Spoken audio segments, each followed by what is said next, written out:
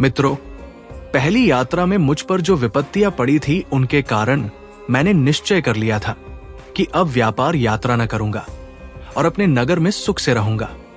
किंतु निष्क्रियता मुझे खलने लगी, यहां तक कि मैं बेचैन हो गया और फिर इरादा किया कि नई यात्रा करूं और नए देशों और नदियों, पहाड़ों आदि को देखूं। अतएव मैंने भांति भांति की व्यापारिक वस्तुएं मोल ली और अपने विश्वास के व्यापारियों के साथ व्यापार यात्रा का कार्यक्रम बनाया। हम लोग एक जहाज पर सवार हुए और भगवान का नाम लेकर कप्तान ने जहाज का लंगर उठा लिया और जहाज पर चल पड़ा। हम लोग कई देशों और द्वीपों में गए और हर जगह क्रय विक्रय किया। फिर एक दिन हमारा जहाज एक हरे भरे द्वीप के तट से आ लगा। उस द्वीप में सुंदर और मीठे फलों के बहुत से वृक्ष थे। हम लोग उस द्वीप पर सैर के लिए उतर गए, किंतु वो द्वीप बिल्कुल उजाड़ था, यानी वहां किसी मनुष्य का नामो निशान भी नहीं था, बल्कि कोई पक्षी भी दिखाई नहीं देता था। मेरे साथी पेड़ों से फल तोड़ने लगे, लेकिन मैंने एक सोते के किनारे बैठकर खाना निकाला और खाया और उसके साथ शराब पी। शराब कुछ अधिक हो गई और मैं सो गया तो बहुत समय तक सोता ही रहा। जब आंख खुली तो देखा कि मेरा कोई साथी वहां नहीं है और हमारा जहाज भी पाल उड़ाता हुआ समुद्र में आगे जा रहा है। कुछ ही क्षणों में जहाज मेरी आंखों से ओझल हो गया। मैंने ये देखा तो हतप्रभ रह गया।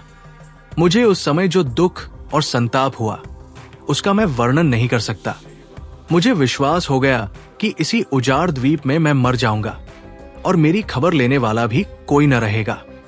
मैं चिल्ला चिल्ला कर रोने लगा और सिर और छाती पीटने लगा।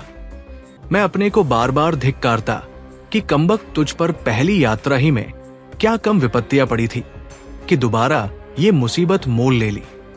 लेकिन कब तक रोता पीटता।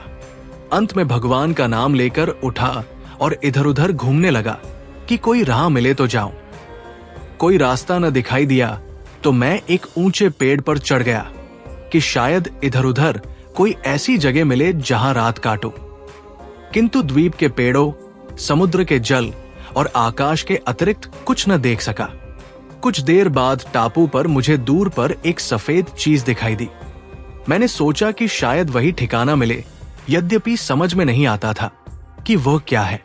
मैं पेड़ से उतरा और अपना बचा खुचा खाना लेकर उस सफेद चीज के पास पहुंचा। वो एक बड़े गुंबद सा था, लेकिन उसका कोई दरवाजा न था। वो चिकनी चीज थी जिस पर चढ़ा भी नहीं जा सकता था। उसके चारों ओर घूमने में 50 कदम होते थे। अचानक मैंने देखा कि अंधेरा हो गया। मुझे आश्चर्य हुआ कि ये शाम का समय तो है नहीं, अंधेरा कैसे हो गया।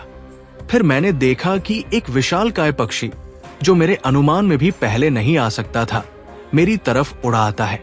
मैं उसे देखकर भयभीत हुआ। फिर मुझे कुछ जहाजियों के मुंह से सुनी बात याद आई कि रुख नामी एक बहुत ही बड़ा पक्षी होता है। अब मैंने जाना कि वो सफेद विशालकाय वस्तु इसी मादा रुख का अंडा है। मादा रुख आकर अपने अंडे पर उसे सहने के लिए बैठ गई। उसका एक पांव मेरे समीप पड़ गया। उसका एक एक नाखून एक बड़े वृक्ष की जड़ जैसा था। मैंने अपनी पगड़ी से अपना शरीर उसके एक नाखून से कसकर बांध लिया, क्योंकि मुझे आशा थी कि ये पक्षी कहीं उड़कर जाएगा ही। सवेरे वो पक्षी उड़ा और इतना ऊंचा हो गया कि जहां से पृथ्वी बड़ी कठिनता से दिखाई देती थी। कुछ ही देर में वो उतरकर एक बड़े जंगल में जा पहुंचा।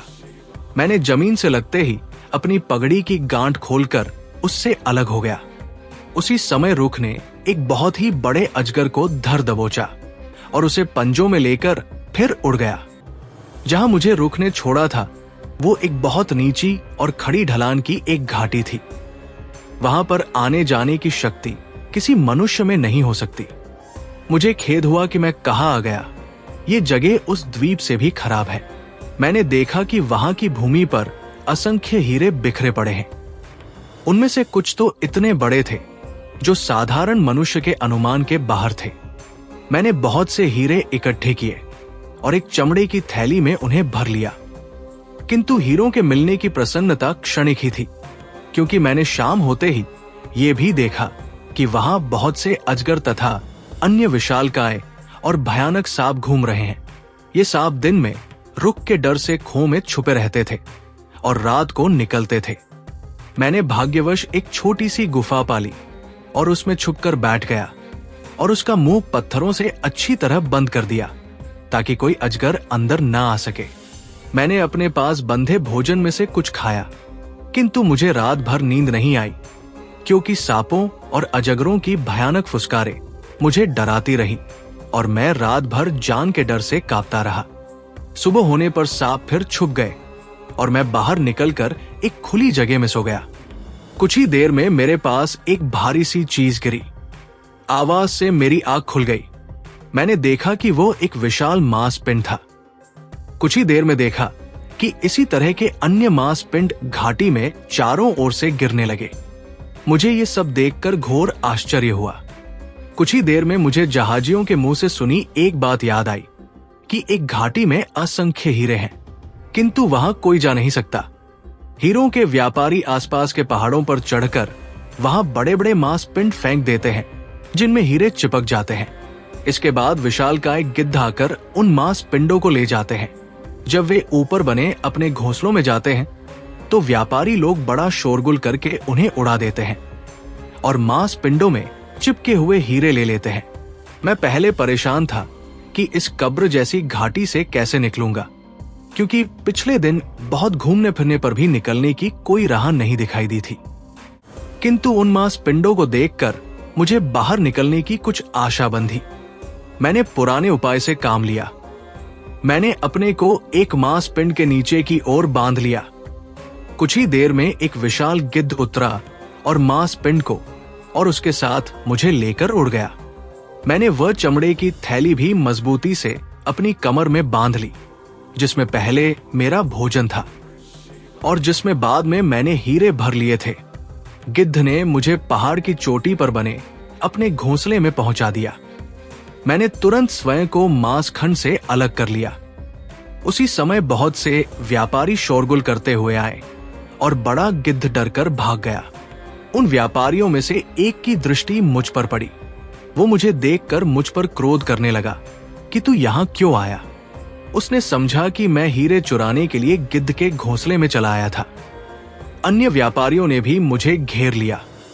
मैंने कहा कि भाइयों, आप लोग मेरी कहानी सुनेंगे तो मुझ पर क्रोध करने के बजाय मुझ पर दया ही करेंगे।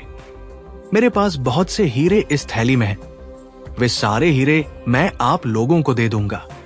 ये कहकर मैंने अपनी सारी कहानी उन लोगों को सुनाई और उन सबों को मेरी विचित्र कथा और संकटों से बचकर निकलने पर बड़ा आश्चर्य हुआ। व्यापारियों का नियम था कि एक एक गिद्ध के घोंसले को एक एक व्यापारी चुन लेता था। वहां से मिले हीरों पर उसके सिवा किसी का अधिकार नहीं होता था। इसीलिए वो व्यापारी जिसके हिस्से में वो घोंसला था मुझ पर क्रोध कर रहा था। मैंने अपनी थैली उलट दी। सब लोगों की आंखें आश्चर्य से फट गई क्योंकि मैंने कई बहुत बड़े बड़े हीरे भी भर लिए थे। मैंने उस व्यापारी से जिसके हिस्से में वो घोंसला था कहा कि आप ये सारे हीरे ले लीजिए। उसने कहा कि ये हीरे तुम्हारे हैं, मैं इनमें से कुछ न लूंगा। किंतु जब मैंने बहुत जोर दिया तो उसने एक बड़ा हीरा और 2-4 छोटे हीरे ले लिए और कहा कि इतना धन मुझे सारी जिंदगी आराम से रहने को काफी है और मुझे दोबारा यहां आने और हीरे प्राप्त करने की आवश्यकता नहीं पड़ेगी। रात मैंने उन्हीं व्यापारियों के साथ गुजारी। उन्होंने मुझसे विस्तार से मेरी कहानी जाननी चाहिए और मैंने सारे अनुभवों का उनसे वर्णन किया। मुझे अपने सौभाग्य पर स्वयं जैसे विश्वास नहीं हो रहा था। दूसरे दिन उन्हीं व्यापारियों के साथ रूहा नामी द्वीप में पहुंचा। यहां पर भी बड़े बड़े सांप भरे पड़े थे। हम लोगों का भाग्य अच्छा था कि उन सांपों से हमें कोई क्षति नहीं हुई। रूहा द्वीप में कपूर के बहुत बड़े पेड़ थे। कपूर के पेड़ की टहनियों को छुरी से चीरकर नीचे एक बर्तन रख देते हैं। पेड़ का रस निकलकर बर्तन में जमा हो जाता है और जमकर यही कपूर कहलाता है। पूरा रस निकल जाने पर वो टहनी मुरझाकर सूख जाती है। कपूर का पेड़ इतना बड़ा होता है कि उसकी छाया में 100 आदमी बैठ सकते हैं। उस द्वीप में एक पशु होता है जिसे गेंडा कहते हैं। वो भैंसे से बड़ा और हाथी से छोटा होता है। उसकी नाक पर एक लंबी सींग होती है। उस सींग पर सफेद रंग के आदमी की तस्वीर बनी होती है।